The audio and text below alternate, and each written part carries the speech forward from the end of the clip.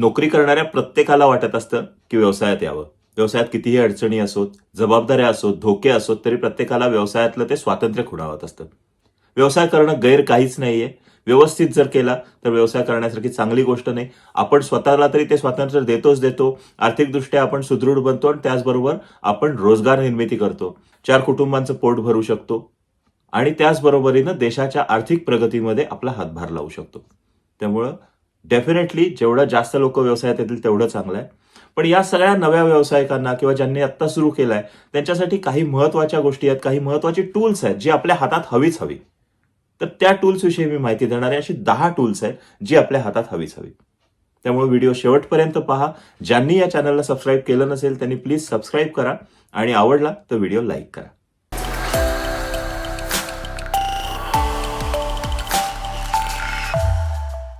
तुम्ही आत्ताच व्यवसाय सुरू केला असेल तर तुमचं अभिनंदन. तुम्ही लवकरात लवकर व्यवसायात येणार असाल तर तुम्हाला ऑल द बेस्ट. आणि जे ऑलरेडी व्यवसायात आहेत त्यांना माझा सादर प्रणाम, कारण माहिती आहे मला व्यवसायातले पेन पॉइंट्स काय असतात, अडचणी काय असतात, आणि तरीही लोक जर तग धरून आहेत तर त्यांचं अभिनंदन. तर मी मगाशी म्हटलं की व्यवसायासाठी लागणारी 10 महत्वाची टूल्स काय असतात. आता होतं काय, बऱ्याचदा व्यवसाय चालू करण्याची सुरुवात अशी असते, म्हणजे एस्पेशली B2Bचं म्हणतोय मी, B2C सुद्धा इव्हन, की आपलं एक स्किल असतं. आपण व्यवसाय करायच्या आधी काहीतरी जॉब करत असतो, किंवा काही मुलं आजकाल बघतो, मला त्यांचं फारच कौतुक आहे की कोणतीही नोकरी केल्याशिवाय ते डायरेक्ट व्यवसायात उडी मारतात. सुरुवातीला जे काही अडचणी येतात ते अनुभवातनं शिकतात आणि त्यातून तरुण पुढे जातात. ते कुठल्याही बिझनेस स्कूलला पण गेलेले नसतात. यांचं एक स्वतंत्र विश्व आहे आणि आय रिली रिस्पेक्ट देम. कारण मी सुद्धा सुरुवात करताना अशीच केली होती आणि तेव्हा मी खूप गटांगळ्या खाल्ल्या. परत नोकरी करावी लागली, परत व्यवसायात आलो. हे सगळं करताना मागची 17 वर्ष जवळजवळ आता व्यवसाय करतोय. त्याच्यानंतर काही गोष्टी लक्षात यायला लागल्या की ज्या गोष्टी असणं आपल्याकडे गरजेचं आहे एक व्यवसाय म्हणून. कारण होतं असं की आपण आपल्या कौशल्याच्या बळावर व्यवसाय करतो बऱ्याचदा. जेव्हा सर्व्हिस इंडस्ट्री असते तेव्हाच स्पेशली सांगतोय मी, की आपल्या कौशल्याच्या बळावर व्यवसाय करत असतो. म्हणजे मी उदाहरणार्थ व्यवसाय सुरू केला तेव्हा मला माहिती होतं की I am a writer, I am a film maker, तर आपण हा व्यवसाय सुरू करावा. आमचा B2Bचा व्यवसाय होता. माझी बायको एडिटिंग करायची, म्हणजे एक लेखक दिग्दर्शक आहे आणि एक एडिटर आहे. दोघांनी मिळून हा व्यवसाय सुरू केला. बाकीची टीम आम्ही लागेल तशी हायर करत होतो. मी बऱ्याचशा ॲड एजन्सीजमध्ये फ्रीलान्स कॉपी रायटिंग करत असल्यामुळे माझं एक नेटवर्क झालं होतं. त्याच नेटवर्कमधून कामं येत गेली आणि आम्ही लोकांसाठी, म्हणजे मॅन्युफॅक्चरिंग कंपनीज किंवा इतर व्यवसायांसाठी ad films, corporate films, training videos या गोष्टी बनवून देत होतो. हे करत असताना मला लक्षात आलं काही गोष्टी आपल्याला पाहिजे आहेत. बरं, स्वतः अनेक वर्ष ॲडव्हर्टायझिंगमध्ये असल्यामुळे त्या गोष्टींची माहिती होती, पण तरीही जेव्हा स्वतःचा व्यवसाय चालू केला तेव्हा दुर्दैवानं त्याकडे दुर्लक्ष झालं. त्यामुळे मी म्हटल्याप्रमाणे की प्रत्येकाला आपलं एक कौशल्य असतं, त्या कौशल्याच्या बळावर आपण व्यवसाय करतो. त्यामुळे जेव्हा आपल्याकडे काम येतं तेव्हा आपण ते भारी करतो, त्यात काय डाऊटच नसतो.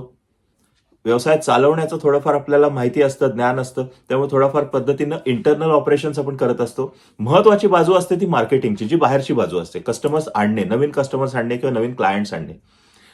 B2C मध्ये काय होतं की बऱ्याचदा दुकान काढतो आपण आणि दुकान हे मेन रोडवर असतं. म्हणजे उदाहरणार्थ सांगतोय मी, म्हणजे ती गोष्ट सुद्धा अवघड आहे. कुठलाही व्यवसाय हा तितकाच महत्वाचा आहे, जबाबदारीचा आहे आणि संकटांनी भरलेला आहे. मी आत्ताच सांगतो, म्हणजे आव्हानांनी भरलेला, संकटापेक्षा आव्हानांनी भरलेला आहे. त्यामुळे तो तेवढाच आव्हानात्मक आहे. B2C मध्ये असं होतं, दुकान काढतो, दुकान मेन रोडवर असतं, त्यामुळे तो एक ॲडव्हान्टेज मिळतो. पण त्याच्यासाठी त्यांना प्रचंड इन्व्हेस्टमेंट करावी लागते. वेळेस B2Bचा बिझनेस असा असतो सर्व्हिस इंडस्ट्रीचा, की आपण क्लायंटकडनं ॲडव्हान्स घेतो आणि त्या ॲडव्हान्सच्या बेसिसवर आपण काम करतो. आपल्याला एक ऑफिसचा पत्ता असला तरी पुरे. आजकाल तर त्याचीही गरज नसते. आम्ही सुरू केलं तेव्हा ॲटलिस्ट तो पत्ता तरी पाहिजे असायचा. आता तर त्याचीही गरज नाही. तुम्ही कुठे आहे बाबा, तुम्ही तुमच्या घरातनं ऑपरेट करताय का अजून कुठनं करताय, कुणाला काहीही देणं घेणं नाहीये. तुमचा फोन नंबर, तुमची कामं एवढं बघून तुम्हाला काम दिलं जातं. बाकी पेपर्स वगैरे ऑफकोर्स बघितले जातात आणि मोठ्या कंपन्यांमध्ये तर वेंडर रजिस्ट्रेशनसाठी खूप गोष्टी बघितल्या जातात. त्याच्यावर नंतर कधीतरी व्हिडिओ करू आपण. आज महत्वाचं आहे की मी तुम्हाला मगाशी म्हटलं, या 10 टिप्स आपल्याला, 10 टूल्स, ही मार्केटिंगची टूल्स आहेत, ही आपल्याला गरजेची आहेत. आपण आपल्या कौशल्याच्या बळावर व्यवसाय चालू केला, व्यवसाय व्यवस्थित चालतोय, आपण कामं आलेली करून देतोय. मार्केटिंगसाठी मात्र आपली अडचण होती थोडीशी. तर यासाठी हे मार्केटिंगचे 10 टूल्स आहेत. ही टूल्स आपल्याकडे पाहिजे म्हणजे पाहिजेतच. आपली कपॅसिटी असेल तर एजन्सी हायर करतो आपण आणि ही टूल्स बनवून घेतो. आपली कपॅसिटी नसेल, आपण आता बडिंग स्टेजला आहे, तर आपण आपल्या बेसिसवर ही टूल्स नक्की आपल्यासाठी तयार करू शकतो. तर सगळ्यात महत्वाचं पहिलं टूल आहे ते म्हणजे व्यवसायाचं नाव. व्यवसायाचं नाव चांगलं असणं, आणि चांगलं आय डोंट मीन फॅन्सी. चांगलं म्हणजे इट शुड साऊंड कूल. तुम्ही तुमच्या स्वतःचं नाव ठेवा, मुलांची नावं ठेवा, तुमच्या आडनावावरनं व्यवसायाचं नाव ठेवा. No problem about it. बऱ्याचदा असं प्रिफर केलं जातं की व्यवसायाचं नाव एक तर काहीतरी त्यातनं व्हॅल्यू आली पाहिजे, किंवा जो व्यवसाय आपण करतो तर व्यवसायाचं स्वरूप त्या नावातून प्रतीत झालं पाहिजे.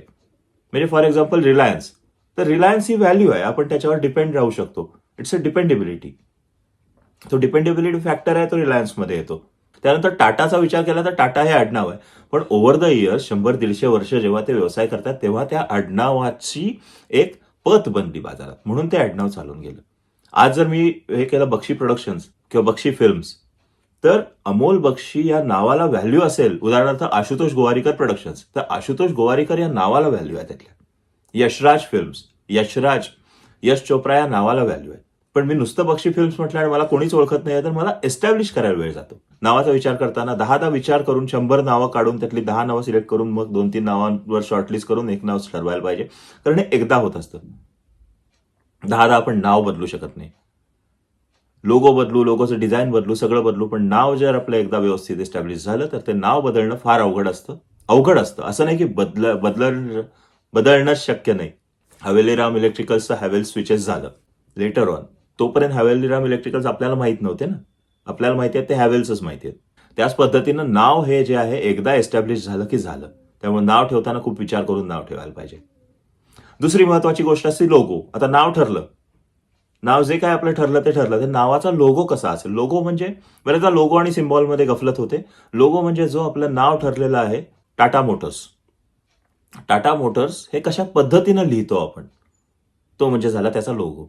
आणि त्याच्यावरती आपण एक छोटा सिम्बॉल बघतो. हा सिम्बॉल जो असतो हा टाटा मोटर्सची ओळख असते, तर त्याला सिम्बॉल म्हणायचं. लोगो आणि सिम्बॉल या दोन गोष्टी नावानंतर खूप महत्वाच्या असतात व्यवसायासाठी. कारण या दोन गोष्टींनी काय होत असतं, तर टाटा मोटर्स ज्या पद्धतीनं लिहिलंय ती आपली युनिक स्टाईल ठरून जाते. त्यामुळे त्या व्यवसायाचा आपल्या एक युनिकनेस दिसतो. वेरॅज लोगो किंवा सिम्बॉल असतो ती आपल्या व्यवसायाची ओळख बनते.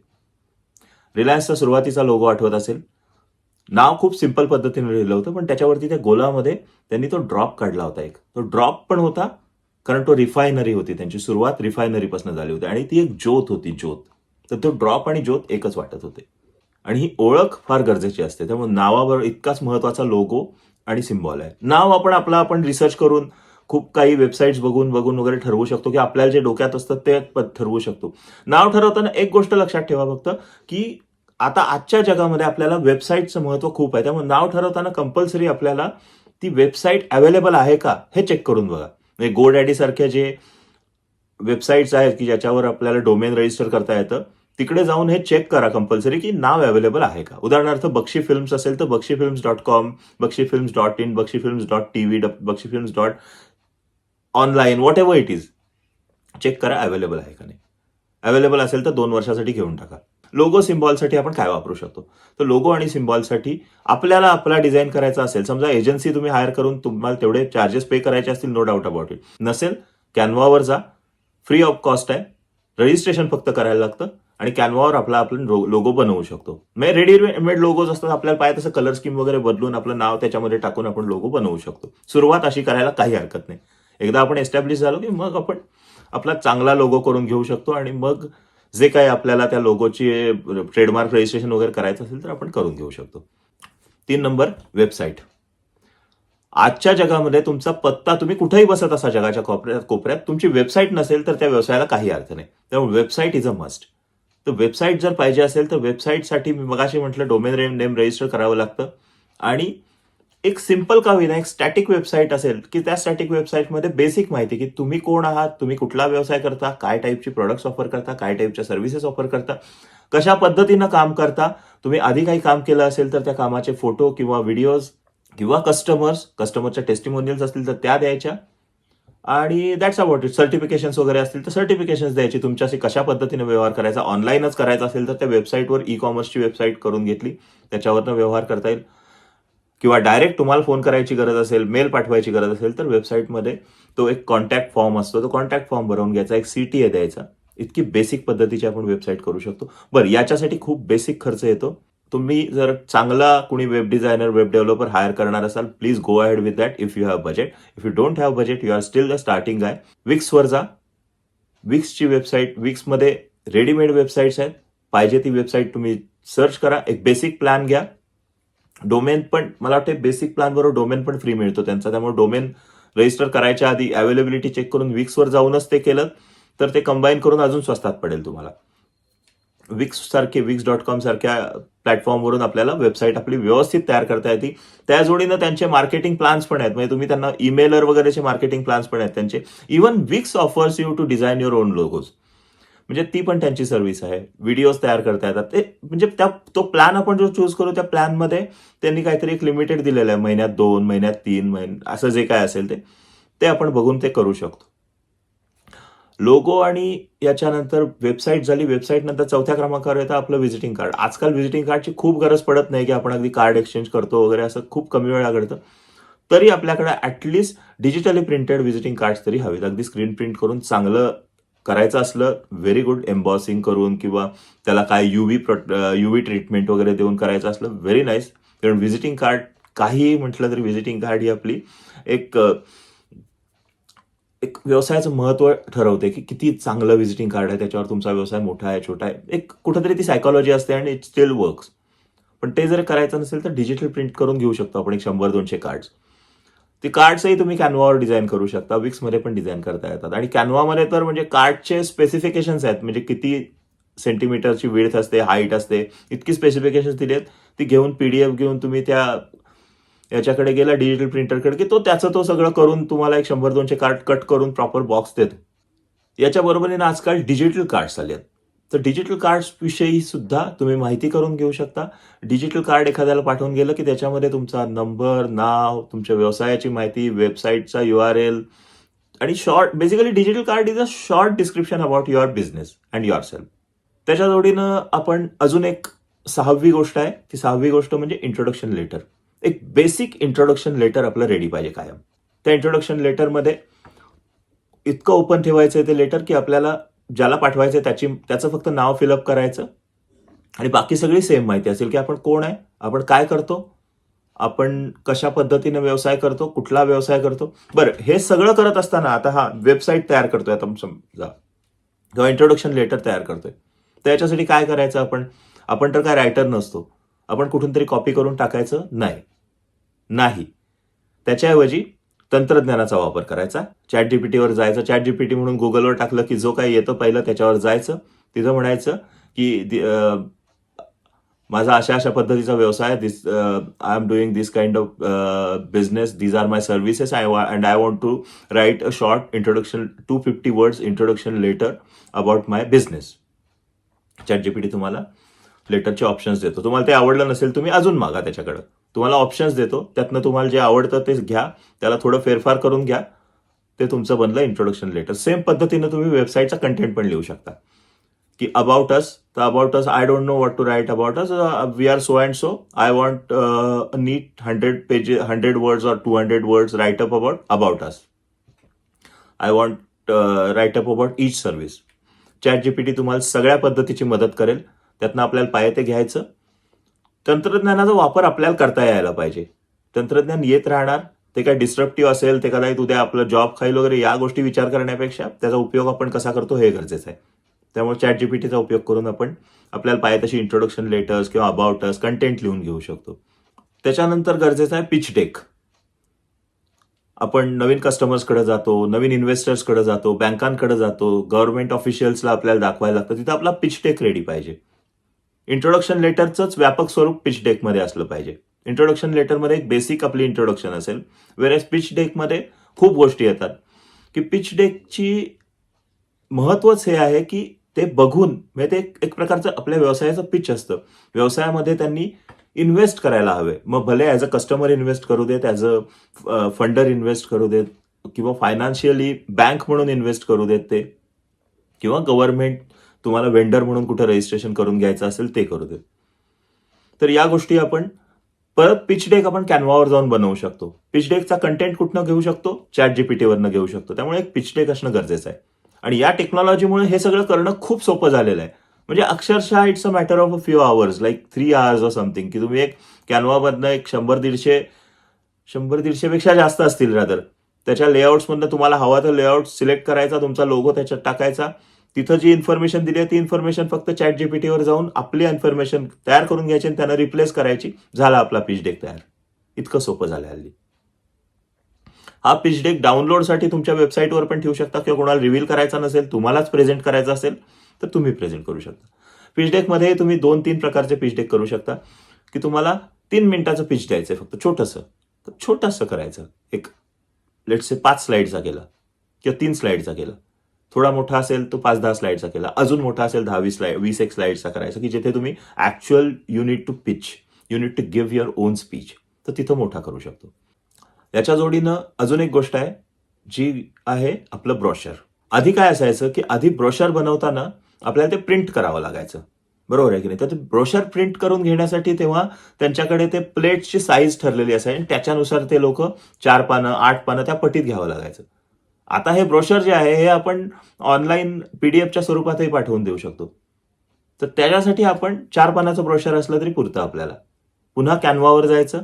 कॅनव्हावर ब्रोशरचे सगळे लेआउट्स अवेलेबल असतात. आपल्याला पाहिजे तो सिलेक्ट करायचा, त्याच्यामधली माहिती भरायची. बरं, ही माहिती तुम्ही पिच डेक मधलीही भरू शकता, इंट्रोडक्शन लेटर मधलीही भरू शकता. अजून एक साईट आहे ChatGPTच्या जोडीनं copy.ai म्हणून. त्याच्यावरही तुम्ही जाऊन घेऊ शकता. हे सगळ्या जे काय मी बोलतोय या सगळ्याचं लिंक्स असतील हे आम्ही डिस्क्रिप्शनमध्ये देतो. त्याची माहिती मी देईन तुम्हाला, त्यामुळे डिस्क्रिप्शन चेक करा मी जे बोलतोय त्याचं. त्याच्यानंतर आपण एखादं छोटं ब्रोशर पण रेडी ठेवायचं. जसं मोठं ब्रोशर रेडी ठेवतो आपण तसं छोटं पण एक ब्रोशर पाहिजे, एक छोटं लिफलेट पाहिजे की जे एकच पीडीएफ पाठवून दिली, एकच जेपीजी पाठवून दिली तरी पुरती. तुम्ही प्रॉडक्ट जर विकत असाल तर त्या प्रॉडक्टचं डिस्क्रिप्शन तुम्ही देऊ शकता. ह्याला एक प्रॉडक्ट कॅटलॉग म्हणतो आपण. हा प्रॉडक्ट कॅटलॉगही आपण कॅनव्हावरनं बनवू शकतो. प्रॉडक्टचे बेसिक फोटो काढून घ्यायचे. माझं असं सांगणं आहे तुम्हाला, जनरली लोक जे प्रॉडक्ट्स बनवतात ना ते फोटो काढताना फार काटकसर करतात की ते ना असे बेसिक मोबाईलवर वगैरे काढतात. मोबाईलवर फोटो बरे येतात, चांगले येत नाहीत. आणि जे तुम्ही प्रॉडक्ट विकता त्या प्रॉडक्टबद्दल कॉम्प्रोमाइज करणं याच्यासारखा मूर्खपणा नाही. त्यामुळे होता होईल तेवढा छोटा फोटोग्राफर पकडा, पण चांगले फोटो काढून घ्या. एक बेसिक चांगल्या कॅमेऱ्यानं फोटो काढून घ्या. बजेट जरी कमी असलं तरी चालेल, पण इथं बजेट स्पेंड करा. त्यामुळे ते चांगले फोटो त्याच्याकडनं करवून घ्यायचे, बॅकग्राऊंड वगैरे क्लीन करून घ्यायच्या. पाहिजे तर डिझाईन तुम्ही कॅनव्हामध्ये करा प्रॉडक्ट कॅटलॉग. त्याच्यानंतर व्हिडिओ प्रेझेंटेशन. एक व्हिडिओ प्रेझेंटेशन पाहिजे. म्हणजे आमचा व्यवसाय म्हणून नाही सांगत आहे, एक व्हिडिओ प्रेझेंटेशन पाहिजे आणि हे तुमचं तुम्ही करू शकता. परत कॅनव्हामध्ये तुम्ही जाऊ शकता किंवा मला वाटतं आजकाल स्टोरी ब्लॉग्सवर किंवा VidIQ. इनफॅक्ट मी मगाशी बोललो तसं विक्सचा पण तुम्ही जर हे घेतला, एक प्लॅन घेतला तर विक्स पण काहीतरी एक छोटे व्हिडिओज तुम्हाला बनवायला एक त्या प्लॅनमध्ये इन्क्लूड आहे. असे फ्रीवाले खूप मिळत आहेत. बिंदास जाऊन तिथे आपलं आपलं व्हिडिओ प्रेझेंटेशन 1-1.5 मिनिटाचं बनवू शकता तुम्ही, अगदी छोटंसं. किंवा अजून एक गोष्ट सांगतो, जे प्रेझेंटेशन आपण बनवू ना, पीपीटी प्रेझेंटेशन साधं, पिच डेक छोटा, अख्खा पिच डेक कॅनव्हामध्ये तुम्ही अॅनिमेट करू शकता आणि ते अॅनिमेटेड प्रेझेंटेशन म्हणून वापरू शकता. त्यामागे व्हॉइस ओव्हर लावायचा असेल, व्हॉइस ओव्हर सर्व्हिसेस खूप अवेलेबल आहेत. किंवा AI जनरेटेड व्हॉइसेसवा लावू शकता तुम्ही. AI जनरेटेड व्हॉइसेस थोडे मेकॅनिकल वाटतात, बट दॅट्स ओके. ट्राय करून बघा. या सगळ्या गोष्टी या ज्या 10 टूल्स आहेत, ही 10 टूल्स ही गरजेची आहे. आणि सगळ्यात महत्वाचं की आत्ताच्या काळात जसे वेबसाईट गरजेची आहे तशाच पद्धतीनं सोशल मीडिया प्रेझेन्सही आपला तेवढाच महत्वाचा आहे. त्यामुळे सोशल मीडियावर आपण असणं गरजेचं आहे. त्यासाठी ही जी बेसिक अकाउंट्स आहेत, म्हणजे तुमच्या व्यवसायाचं स्वरूप बघून ठरवा तुम्ही, पण जी बेसिक आहेत ती तर तुमची झाली पाहिजे, अकाउंट्स असली पाहिजे. म्हणजे एक फेसबुकचं पेज पाहिजे, एक युट्यूबचा चॅनल पाहिजे, इन्स्टा अकाउंट पाहिजे, ट्विटरवर एक हँडल पाहिजे आणि लिंक्डइनचं पेज पाहिजे. एवढ्या बेसिक गोष्टी तर पाहिजेत. पिंटरेस्टवर तुम्ही जाणार असाल, पिंटरेस्टवर घ्या. या एवढ्या बेसिक गोष्टी तुमच्या पाहिजेत. रोज अगदी ह्या सगळ्या अकाउंट्स हँडल झाली पाहिजे असं नाही, पण एक फ्रिक्वेन्सी ठेवा. हवं असेल तर कोणीतरी एक डिजिटल मार्केटिंगसाठी अगदी बेसिक लेवलचा इंटर्न फ्रीलान्स बेसिसवर हायर करा की ज्याची जबाबदारी ही असेल की त्यांनी फक्त पोस्ट करायच्या. आणि ही मुलं खूप उत्साही असतात. ही मुलं तुम्हाला सजेस्ट पण करतात, हे पोस्ट करताना आपण सर असं करूया, हे असं आपण करून घेऊ शकतो, ही स्ट्रॅटेजी करू शकतो. Think about that. पुन्हा या पोस्ट आहे त्या तुम्ही कॅनव्हामध्ये बनवू शकता. तुम्ही जे काम करत असता त्याचेच व्हिडिओज तयार करून तुम्ही ते टाकू शकता. त्यामुळे हे गरजेचं आहे की तुमच्या सोशल मीडिया प्रेझेन्स पाहिजे. तर ही 10 टूल्स आहेत, याची सगळ्याची माहिती मी डिस्क्रिप्शनमध्ये देतो. त्याच्यासाठी लागणारी जी टेक्नॉलॉजिकली म्हणजे जी ॲप्स वगैरे आहेत त्याची पण माहिती देतो. आणि परत एकदा सगळ्या व्यावसायिकांचं अभिनंदन की तुम्ही व्यवसाय निवडताय. आणि जे कोणी व्यवसायात येऊ इच्छितात जरूर यावं, त्यांचं स्वागत आहे. कारण व्यवसाय करण्यासारखी भारी गोष्ट नाहीये आणि हे मी माझ्या अनुभवावरनं सांगतोय. धडपडतो, आपण सगळं करतो, पण व्यवसाय करण्याची जी गंमत असते ती व्यवसाय करणाऱ्याला कळते. काटेही असतात, ते काटेही कळतात, पण त्याबरोबरीनं चांगल्या गोष्टीही घडतात. तर व्हिडिओ आत्तापर्यंत बघितला त्याच्याबद्दल धन्यवाद आणि I wish you all the best for your future and your rather I would say I wish you all the best for your entrepreneurship. Thank you so much for watching.